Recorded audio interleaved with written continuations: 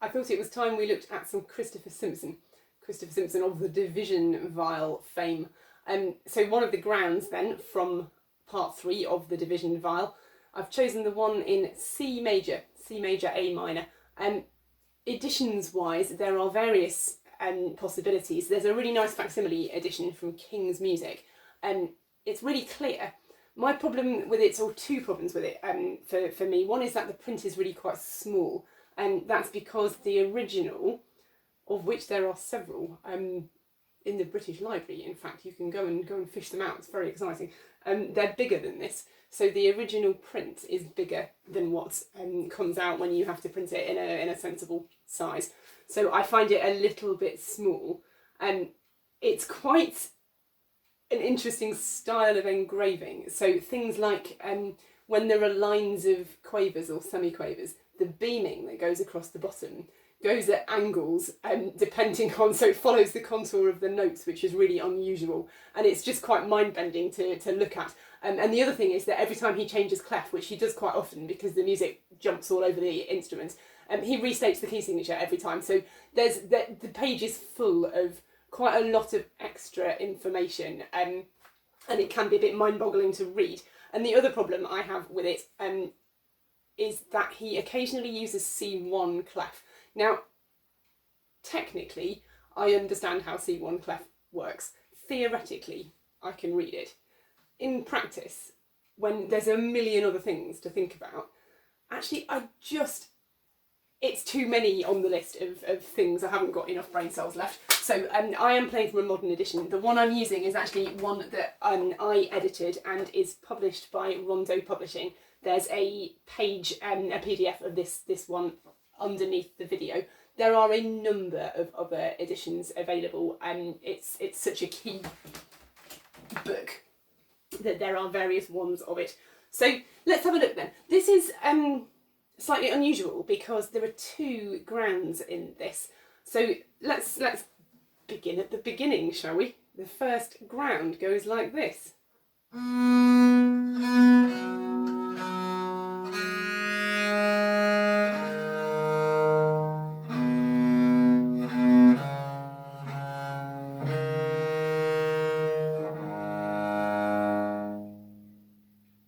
So your job with the ground is basically to sort of set the tone, to set a speed that is not going to cause you problems later, and to set partly the key, but also just the kind of safety net, if you like, of being really secure in the speed and in the structure. So I think this one is quite square, isn't it? There's something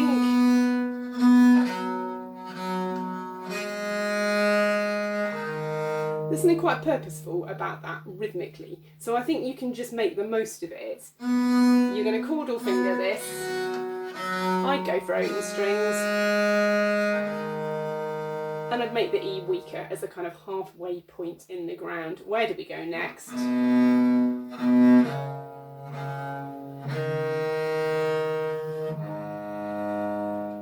And again, a stronger, weaker at the end. Let's play it together. This is just kind of setting the tone for the rest of the piece. 3, 4.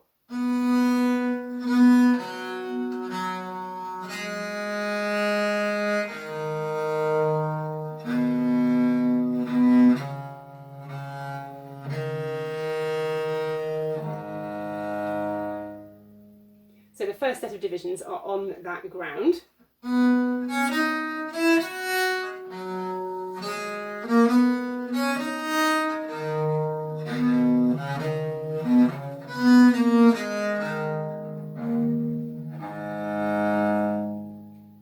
It's not too bad, is it?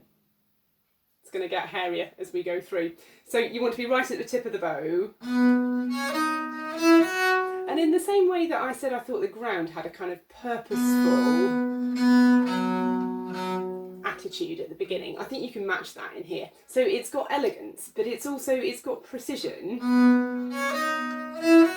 So the dots are really metrical. I like it that way. I don't like them late or kind of lazy. I think there's a real elegance to just being a bit lifted and aiming towards the middle of the bar. So the ground, C to G, and the divisions, C to G in the same way. So you need to know how the set of twiddly things that you're playing relates to the harmonic structure of the ground that underlies it.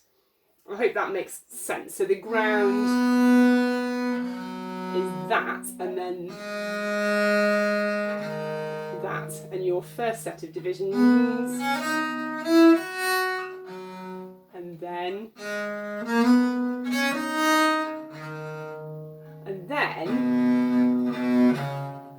I think there's a greater sense of moving on in the second half of the ground, and you can just match that. So this leap across the middle, really crucial. You leave that first finger down, you hear the fabulous seventh harmony there, and that's, just pretend you're a bassoon at the end.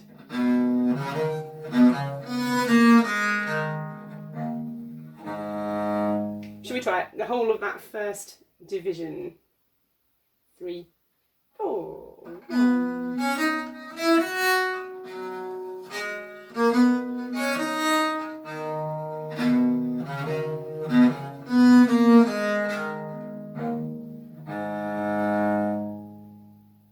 So that gives you a good idea of the harmonic structure of ground number 1. Ground number 2 coming up.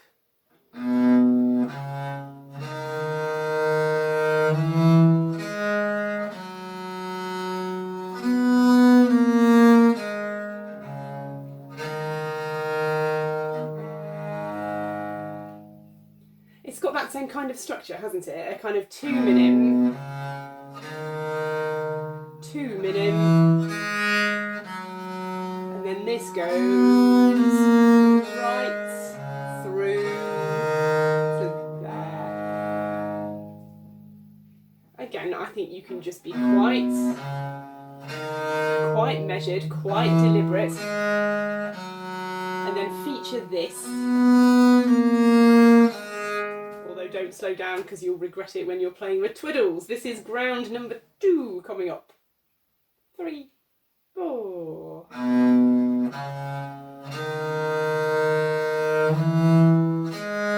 Second finger, third.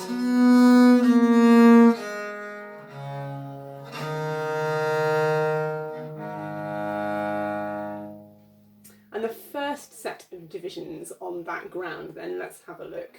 So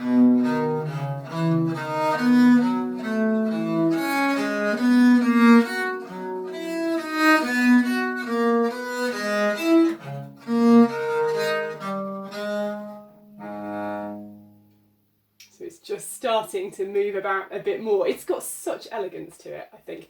So at the beginning, you're outlining the ground, aren't you? C, D, E. Just by there. You need to chordal finger that. So the 3 on the C, 2 on the G, bar this. I'd go for the open D string, I think.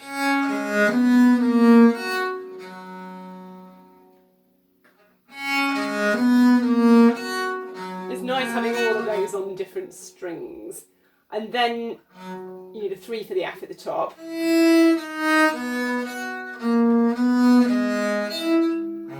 Move your 2.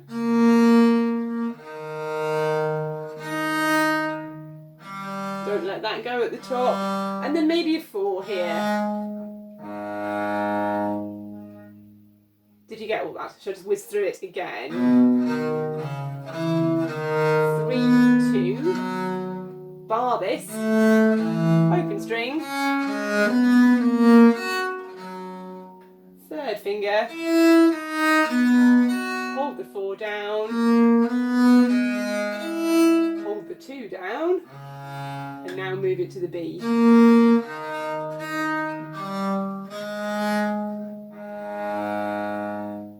let's just try that through from a fingering point of view. Don't worry about the phrasing for a second, we'll think about that in a minute. This is just for fingering, and we'll go a bit steady. How about 3 and 4 and...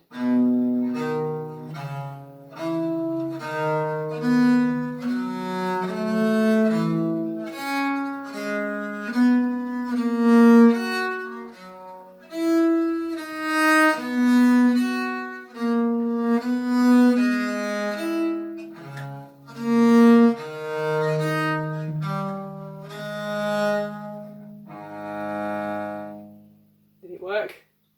So phrasing wise,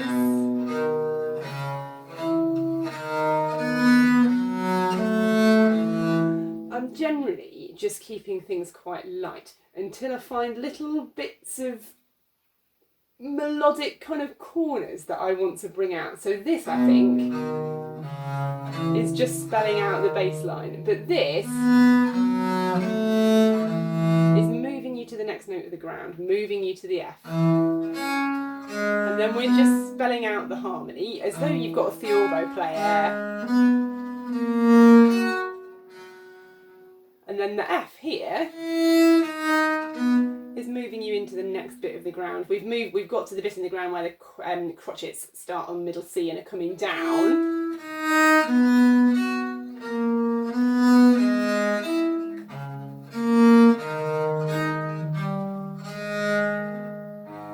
So I'm seeing that as an upbeat into kind of each new harmony.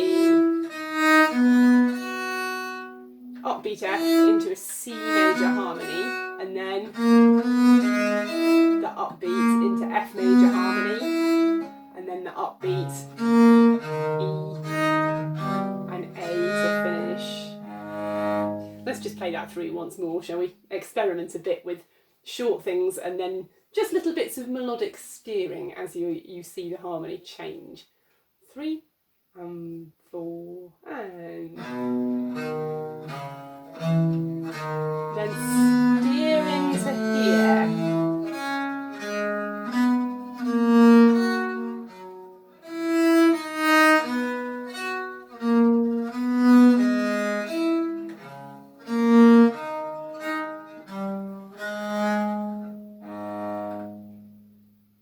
Okay, going on. So this is back to the first ground.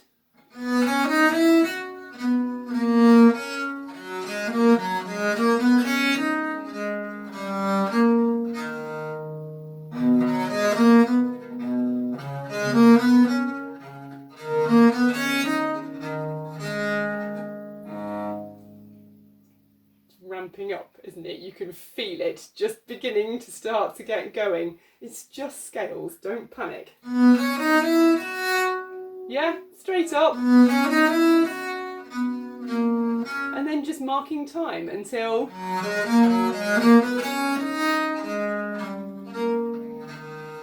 halfway through the ground, pause for a bit of a rest. Then here, I would retake the bow and start this on a forward.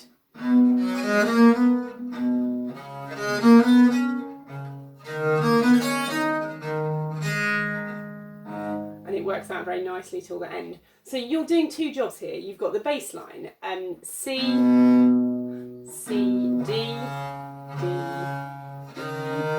and you can see it at the bottom.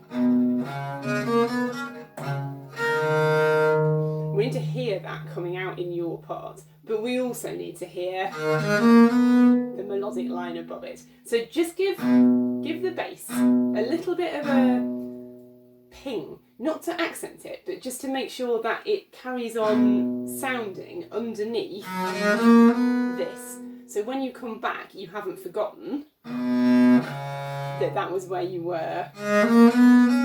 And again.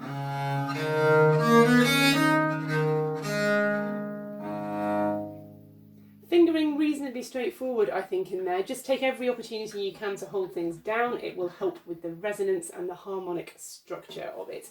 Let's try that whole set, not too quick. So we'll be 3 and 4 and...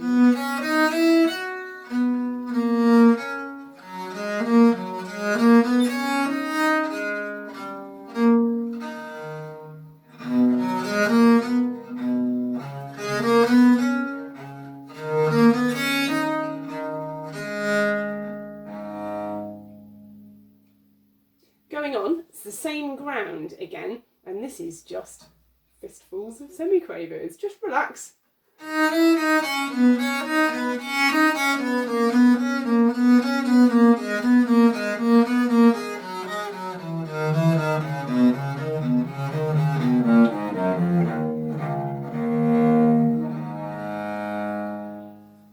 It's good stuff, isn't it? So I think this is just out for a bit of a walk. And that's the first chord, C major chord, and then G major in the ground, and then A minor, and we're halfway through, and I will just keep going. So you set up a pattern, I'm exaggerating,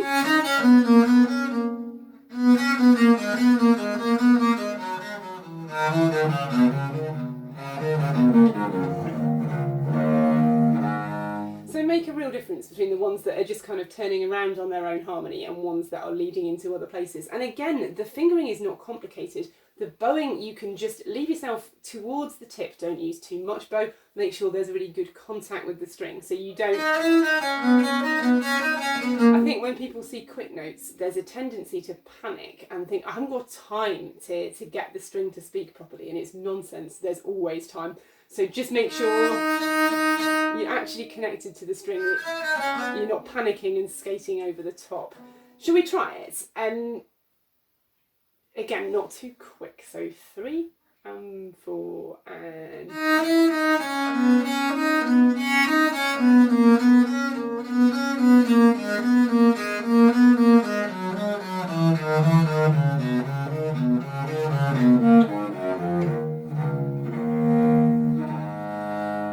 And again, I think a bit of a bassoon impersonation at the end. It's just a cadence. It's nothing too dramatic. Lots of 4 fingers in there to stop string crossing. Lots of holding things down. The C here.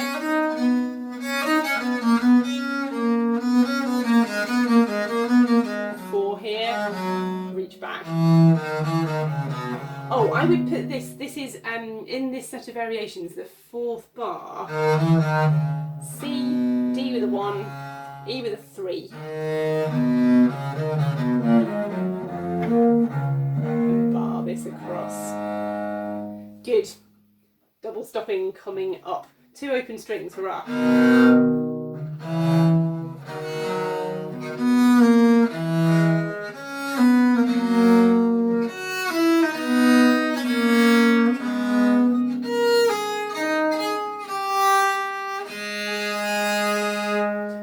Open strings at the start of it. 2 and 1, 4 and 3.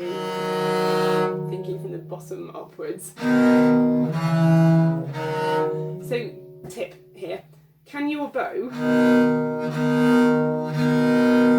play 3 crotchets on the C string and the E string? And if the answer to that is yes, it should have no problem with the sound in there. So if you get wonky chords and you hear one note more than you hear the other, just check, take the left hand out and check that you can play 2 strings together evenly and without crunching or without getting one of them massively louder than the other. And then I think the problem for me is finding that chord, the 3 and the 4. They are noticeably weaker fingers than these 2 are.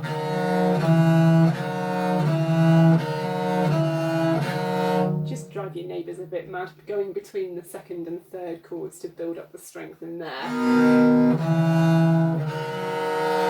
Now we've got a bit of a problem fingering wise.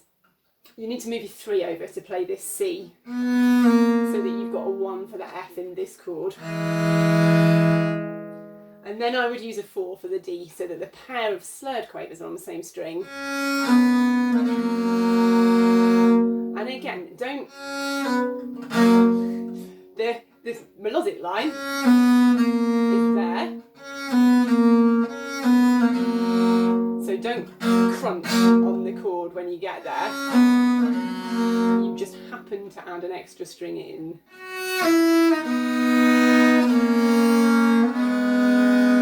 The fingering in here is okay in that you have enough fingers.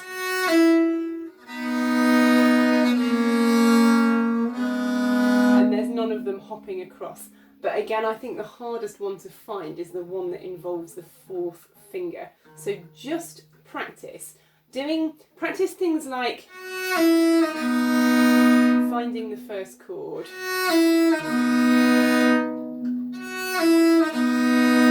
And when you're really happy with that, the first chord into the second.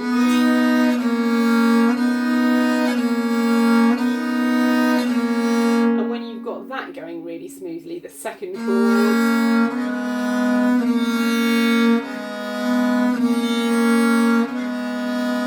Before you try and string the whole thing together, have you got the change between each chord into the next, rather than I've got to play 3 chords in a row. Can you get from each one into the next? So that's there. Now you just have to leap. Now I would be leaping to my second finger on the top fret, and then I'd know where the B was. Does that make sense? I haven't gone for the B, I've gone for the second finger on the top fret, and then the B happens to be there. One behind it, one back, and just catch 2 strings together. Shall we give it a go? Let's go really steadily. This is 5, division 5 on the second ground. We'll just go really nice and steady. So let's try 3 and 4 and 1, 2, 3.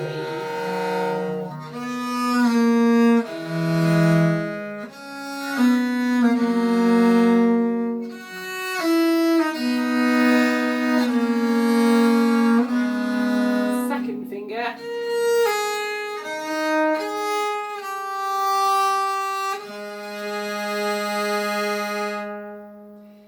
There are plenty of places in there where there's time.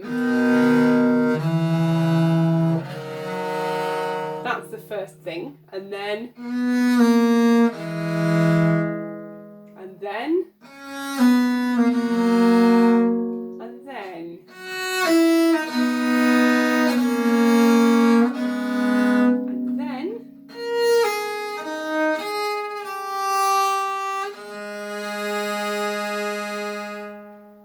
So don't feel rushed, don't feel that you have to kind of keep up with a ground that is going underneath. Let the ground keep up with you or make space for you. There's plenty of phrasing, there's plenty of space for being melodic and being elegant. So don't let it rush. Let's go on. We've got hiccups.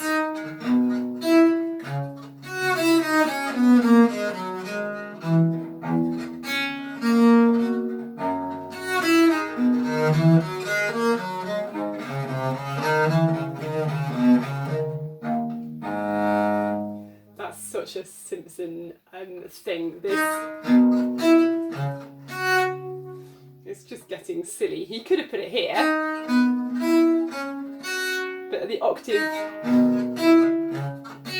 and it makes such good use of the resonance of the instrument. So the key here is to move off your note as soon as you've played it, because there's a long way to go. So if you play it and then wonder, oh gosh, I'm supposed to be down there next, you'll get a dead sound on the top note, and then you'll be late down here. So as soon as you've played, you're off in that direction, and as soon as you've played the bottom note, you're on your way back up again. So the movement has to come right at the end of the note that you've just played. You absolutely have to hold these fingers down, the F at the top, the D at the bottom, and while you find that 4 at the top, the D should still be down. I don't know whether you can, I don't know how well it comes out on here, but I can hear that ringing on well into the semiquavers. That's a long way, isn't it? Just get on with it. As soon as you played the F, you're down here, and if you don't take this finger off, I promise you the sound will carry on. It's not going to sound like you're playing really short and choppy. I would go for the top string because I like having all of that on different strings. It lets them all resonate and sound. Then I would start on a forward bow. Otherwise you're going to be backwards forevermore. So forward bow on that top pair of semiquavers. Now there are some fingering decisions to make in here. This bit is just slightly awkward. You've got a few choices. From the octave A, just before it, it'd be nice if the octave was 4-1. So then a 2 on the D. And then you can either stay in half position and cross over to the E string. And I would keep then all of those E's on the C string. Or, I guess you could move up to a 1 and keep absolutely all of it on the C string, and that would be quite nice. There's just that little bit of wiggling to do with your first finger. Does that make sense? So I'm in the penultimate bar of that set of divisions. You've come down to the C string, and I'm suggesting you in first position 4-1.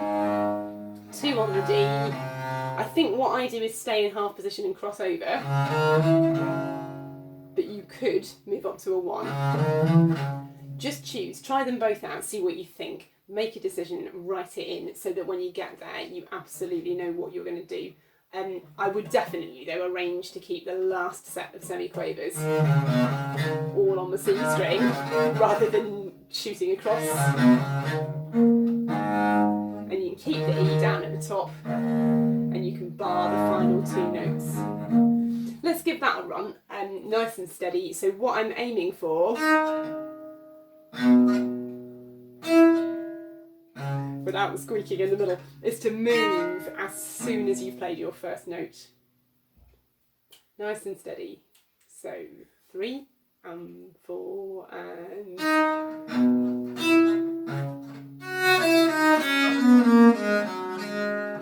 short, top string, forward bow, 4th finger,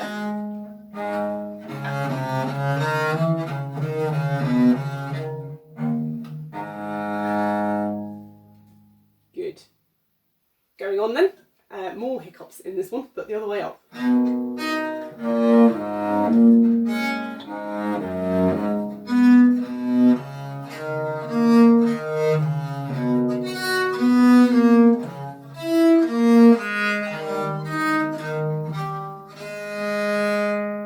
Okay, so again, it's as soon as you've played the note you need to be heading off, but you do need, I think the bottom notes can take a certain amount of ping to get them to ring, just those lower strings can take that, but the top string needs more bow and more connection.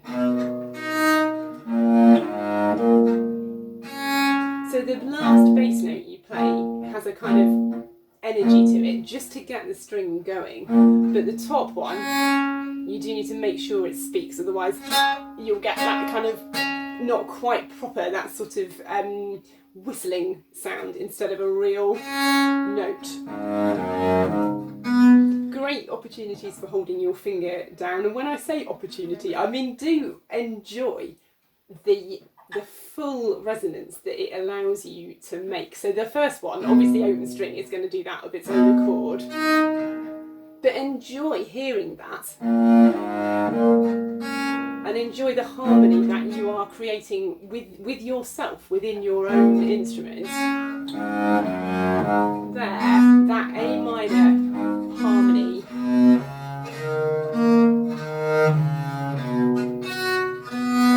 Now here, the fingering is difficult here. You need a 4 on that top G.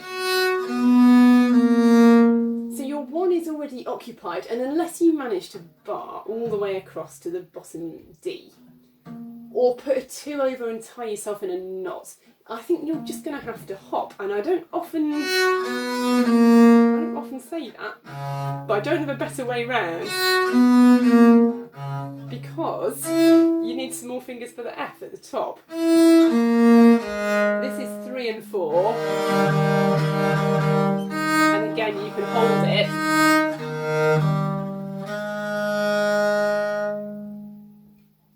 Shall we try it? So 3 and 4 and...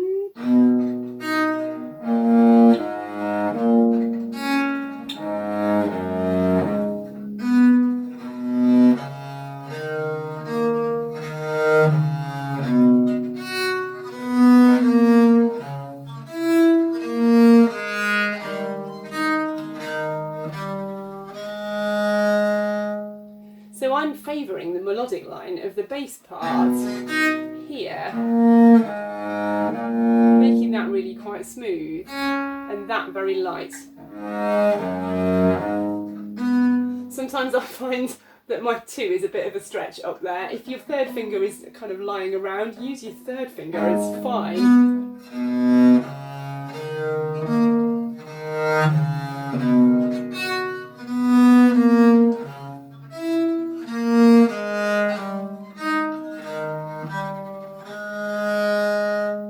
Okay, that was the warm-up. Are you ready? Let's just see what happens here, shall we?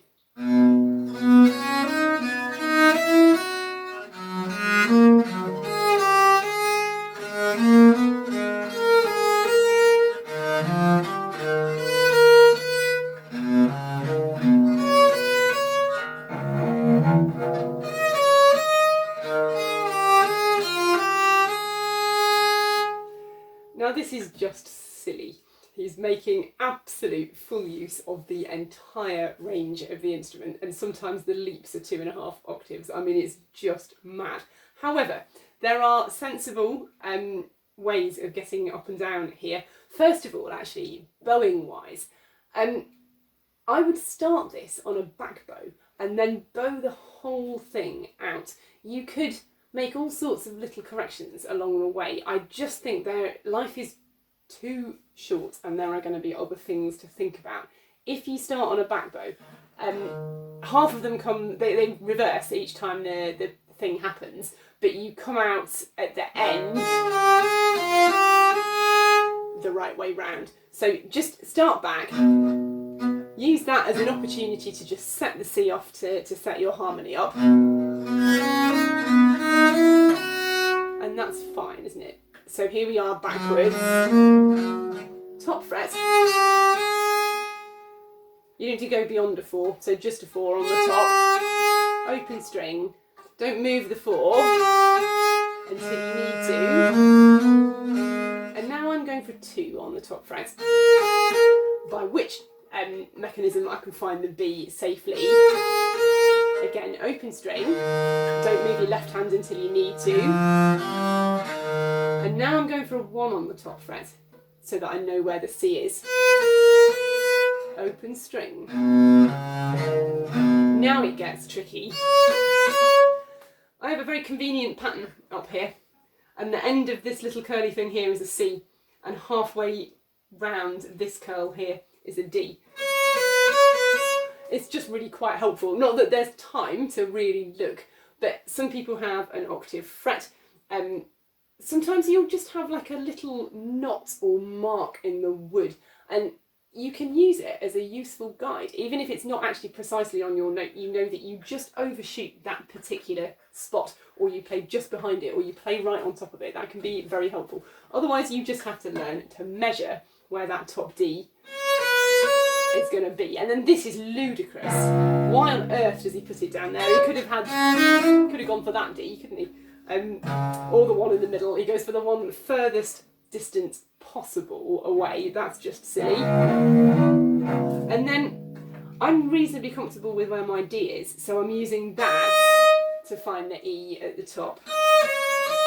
There is no easy way round that. There really isn't. You just have to practice this kind of thing, and then it's a relief when you get there. So if I was practicing this, when I have practiced this, I would break it down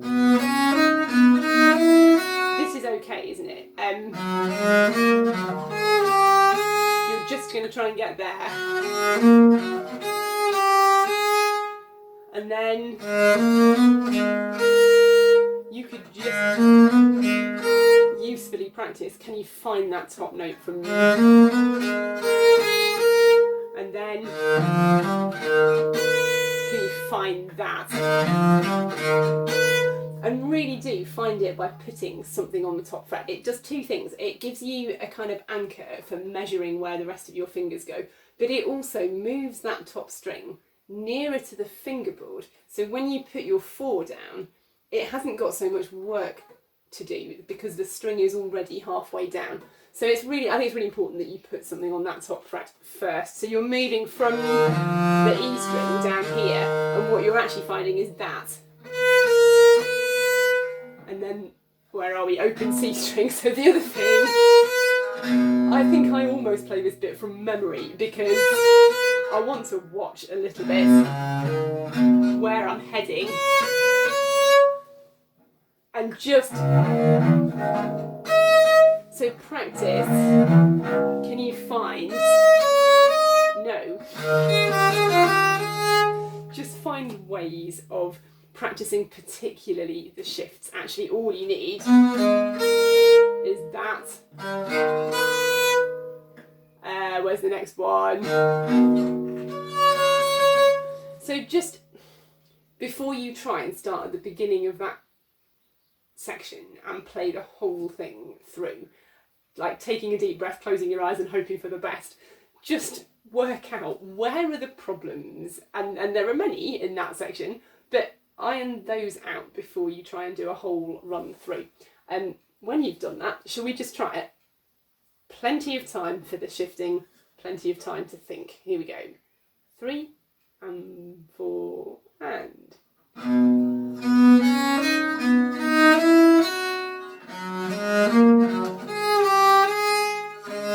go for the top fret,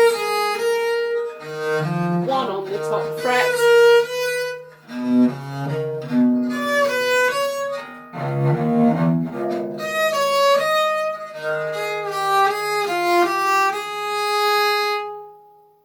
breathe a huge sigh of relief, give yourself a pat on the back, and then take a deep breath because the next one is also tricky, although I think not quite as bad.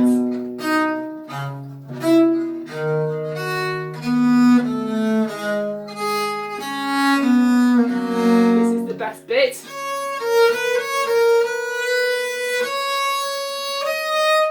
Oh heck, now where? So, how are we going to get around this then? The first thing, you need a 2 fingering wise on the E at the top so that you can put a 1 behind it on the D. 2 at the top, holding them both down. Now I found fancy new fingering for this the other day, which means I frequently miss it because it's different to what I've done before. You want a 2 on that top G, and then 1 for the C, 4 across, and I would bar this with a 1 because then it finds you the next note. I used to do this section staying down and then leap for that, and sometimes I got it and sometimes I didn't, so I've changed it recently to there, B flat over the string, and this chord, the 3rd, is there with your first finger, and then suddenly that top fret is not quite so far away. And this, I sort of know vaguely where the B is, and the D from that.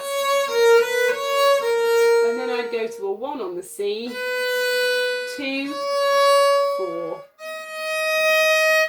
And now it's like a cat stuck up a tree, isn't it? Because the next note, where on earth are you going to put that? Anywhere up here? I don't think you are. I think you're just going to leap. And once you're there, it's quite a safe ending, isn't it? Again, bowing, short and quick in the string cross. Make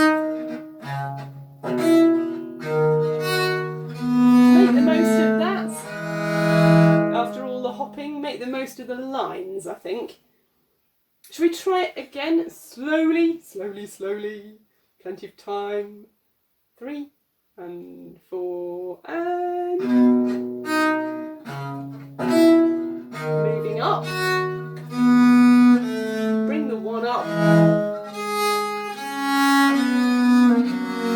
Now move to a B and there's the D. 1, 2, 4. Know where you're going. Oh, I didn't say that before. I tend to put those E's on the C string. Just taking the opportunity to not have to leap around like a mad thing while you can, really. And now you really can breathe a sigh of relief because the last one is comparatively straightforward.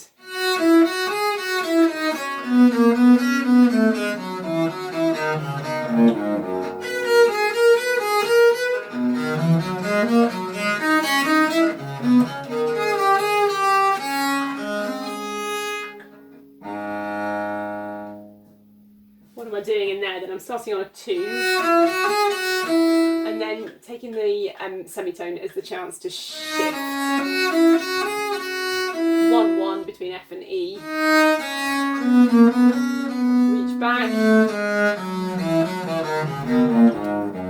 And then again here, put a 1 on the top fret.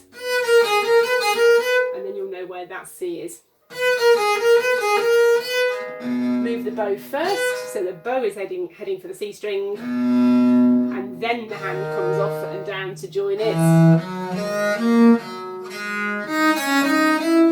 Whatever you've got on that top F, hold it while you cross. 4 at the top, you don't need to go any further. And if you play an open D string here, you've got plenty of time to find that top chord. You could put the D there, but then you've got to reuse that finger. So I tend to use top string. I find it easier to find the chord from there. And then you've got no choice here. Come right back down to finish. It's so good for you.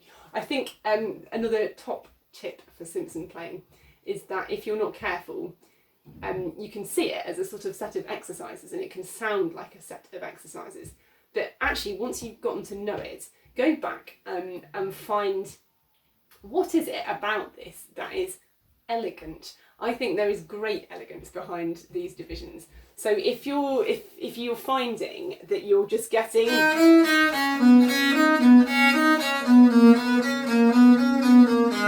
and it's getting boring, go back and find shapes and find patterns. If you're finding this kind of stuff,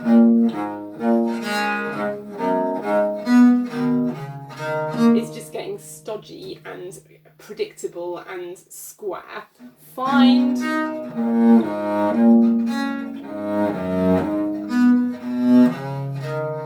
Just find some shapes and completely overdo them for a bit and play about so that it's always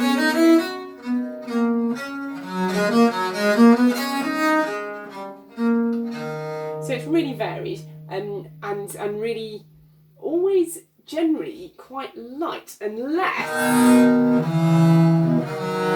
you want to make a real feature of it. But otherwise,